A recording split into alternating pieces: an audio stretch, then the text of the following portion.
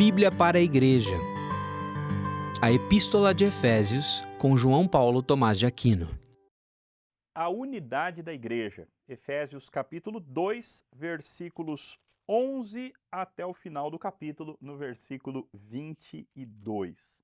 O texto nos diz assim: Portanto, lembrem-se de que no passado vocês eram gentios na carne, chamados incircuncisão por aqueles que se intitulam circuncisão, que é feita na carne por mãos humanas. Naquele tempo vocês estavam sem Cristo, separados da comunidade de Israel, estranhos às alianças da promessa, não tendo esperança e sem Deus no mundo. Mas agora, em Cristo Jesus, vocês que antes estavam longe fostes aproximados pelo sangue de Cristo, porque Ele é a nossa paz. De dois povos Ele fez um só, e na sua carne derrubou a parede de separação que estava no meio, a inimizade. Cristo aboliu a lei dos mandamentos na forma de ordenanças, para que dos dois criasse em si mesmo uma nova humanidade, fazendo a paz, e reconciliasse ambos em um só corpo com Deus por meio da cruz, destruindo por ela a inimizade. E quando veio, Cristo evangelizou paz a vocês que estavam longe e paz também aos que estavam perto. Porque por meio dele, ambos temos acesso ao Pai em um só Espírito. Assim, vocês não são mais estrangeiros e peregrinos, mas concidadãos dos santos e membros da família de Deus, edificados sobre o fundamento dos apóstolos e profetas, sendo Ele mesmo, Cristo Jesus, a pedra angular. Nele, todo edifício bem ajustado cresce para ser um santuário dedicado ao Senhor. Nele também vocês estão sendo edificados, junto com os outros, para serem morada de Deus no Espírito. Veja, o que nós temos aqui agora nesse texto é a salvação do ponto de vista comunitário. Então, no capítulo 1, ele falou a respeito da salvação do ponto de vista da Trindade, do ponto de vista de cima para baixo. No capítulo 2, primeira parte, ele falou a respeito da salvação do ponto de vista do ser humano, como é que nós estávamos e qual foi a obra que aconteceu no nosso coração e como é que nós fomos transformados. Agora, nessa segunda parte do capítulo 2, ele fala sobre a salvação do ponto de vista comunitário. Quais são as implicações comunitárias da nossa salvação? E nós vamos ver que a grande implicação é a unidade. É a unidade. O nosso texto fala a respeito da queda do muro da separação, da parede da separação. Sempre que eu vejo esse texto, eu me lembro, em 1989, a queda do muro de Berlim. As duas Alemanhas viviam separadas por um grande muro. E qual foi a celebração? Eu era uma criança ainda, mas eu lembro de passar na televisão muitas vezes a imagem de pessoas celebrando e se abraçando e felizes porque aquele grande muro que dividia o país havia sido derrubado ou estava sendo derrubado. Isso foi o que Cristo fez. Cristo pegou pessoas tão distintas como judeus e o resto do mundo, ou como judeus e pessoas específicas, ou outros povos específicos, ou homem e mulher, ou senhores e escravos. Cristo derruba os muros de separação. Às vezes nós, na igreja, criamos muros de separação. Criamos placas denominacionais que têm a sua importância, mas muitas vezes são faladas de maneira que não é santa, são valorizadas de maneira que não é santa. Nós, por vezes, criamos placas teológicas e veja, várias delas são muito importantes para manter a pureza da verdade dentro da igreja, mas às vezes essas coisas são usadas de maneira pecaminosa e orgulhosa para criar divisão no corpo de Cristo. Esse texto fala a respeito da unidade. Como é o processo da unidade? Paulo, então, nos diz, portanto, lembrem-se que antes vocês eram gentios na carne. Note que Paulo agora vai falar especificamente com a ala gentílica da igreja. E ele vai mostrar para aqueles cristãos gentios qual foi a transformação deles. Não a transformação pessoal, isso ele já mostrou no começo do capítulo 2, mas agora a transformação comunitária.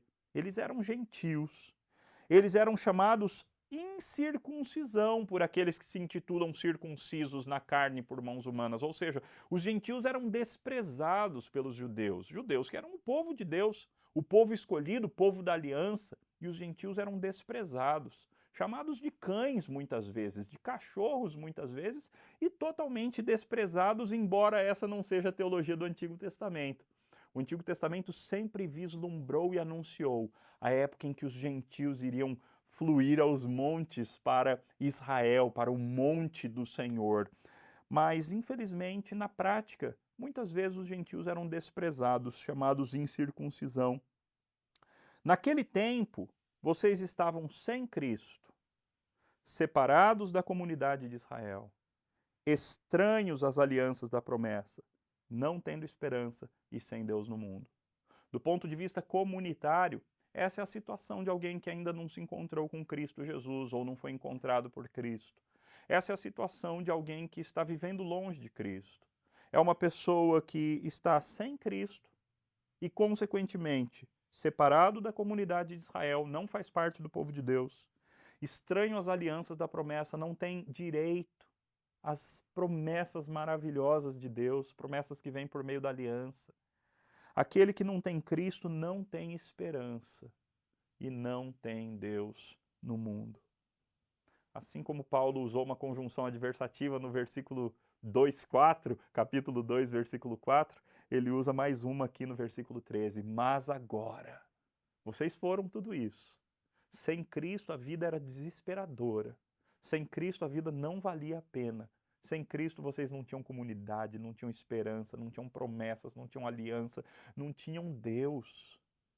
Mas agora, em Cristo Jesus, vocês que antes estavam longe foram aproximados pelo sangue de Cristo Jesus. Que coisa maravilhosa!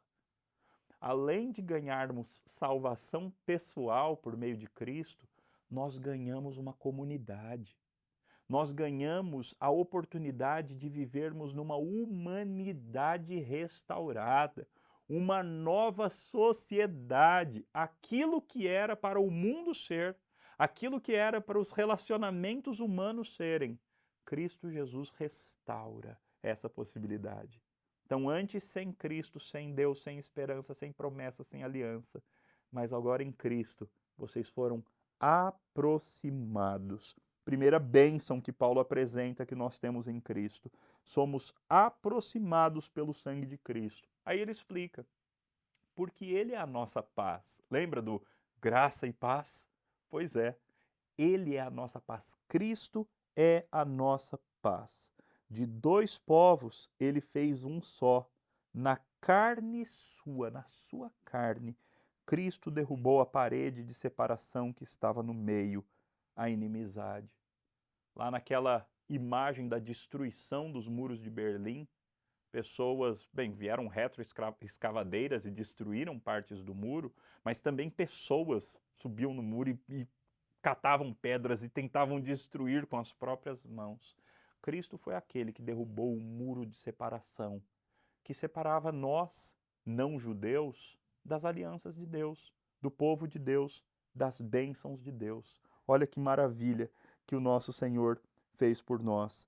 Cristo nos aproximou, Cristo derrubou o muro, a parede da separação. Cristo, versículo 15, aboliu a lei dos mandamentos na forma de ordenanças para que dos dois criasse em si mesmo uma nova humanidade. Ou seja, aquelas leis que separavam os gentios de Deus foram abolidas em Cristo. Todo o sistema sacrificial foi cumprido em Cristo Jesus.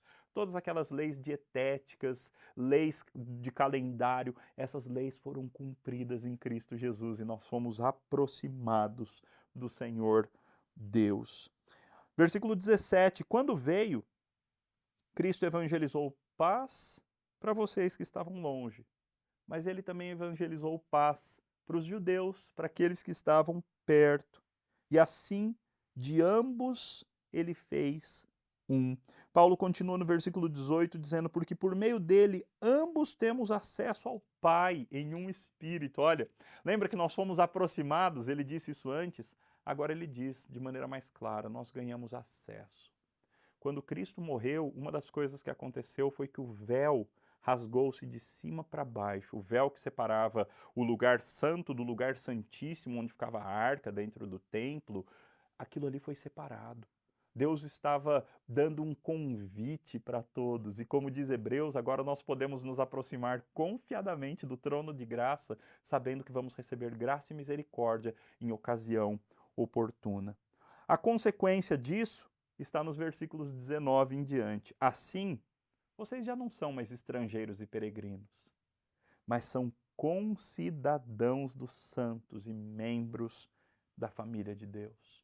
Paulo está deixando claro aqui, tanto para os gentios quanto para os judeus de Éfeso, ou para os efésios, que a salvação dos gentios não os colocava numa posição secundária, mas que eles eram donos e proprietários e tinham direito a todas as mesmas bênçãos que originalmente pertenciam aos judeus. Agora nós, gentios, somos concidadãos dos santos, membros da família de Deus.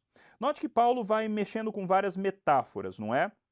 Ele usou a metáfora nacional, concidadãos dos santos, usou a metáfora familiar, membros da família de Deus, e agora ele vai usar uma metáfora da arquitetura, edificado sobre o fundamento dos apóstolos e profetas. Aqui Paulo vai apresentar a igreja. Qual é o resultado da salvação? Qual é o resultado comunitário da salvação de diversas pessoas, judeus, gentios, pessoas de vários lugares? O resultado é a igreja. É esse edifício composto do fundamento dos apóstolos e profetas, tendo Cristo Jesus como a pedra angular e cada um dos crentes como pedras vivas, como Pedro nos chama, não é? Pedras que vivem, edificados formando um grande santuário para o Senhor. Olha só, edificado sobre o fundamento dos apóstolos e profetas, sendo ele mesmo, Cristo Jesus, a pedra angular. Nele, ou seja, em Cristo, todo edifício bem ajustado cresce para ser um santuário dedicado ao Senhor. Nele vocês também estão sendo edificados junto com os outros para serem morada de Deus no Espírito. Eu e você temos o privilégio de sermos o novo templo de Deus. Deus não se importa mais, ele não se reúne mais, ele não se apresenta mais de maneira especial numa construção, num edifício chamado templo. Não. O templo agora somos nós. O templo é Cristo pedra angular, os apóstolos e profetas como fundamento e cada um de nós como um tijolo que compõe esse santuário, santuário no qual o Espírito de Deus habita. Assim como a glória de Deus vinha habitar sobre o tabernáculo, vinha habitar sobre o templo, veio habitar sobre o templo de Salomão quando este foi erigido, da mesma forma, a glória de Deus está sobre a igreja de Cristo Jesus. É por isso que nós temos que viver em unidade. E Paulo vai aplicar isso de maneira bastante forte no capítulo 4. Você tem vivido a unidade da igreja? Você tem promovido a unidade da igreja? Nós fomos salvos para formarmos uma família, para formarmos uma pátria, para formarmos um só edifício, um santuário para a glória de Deus.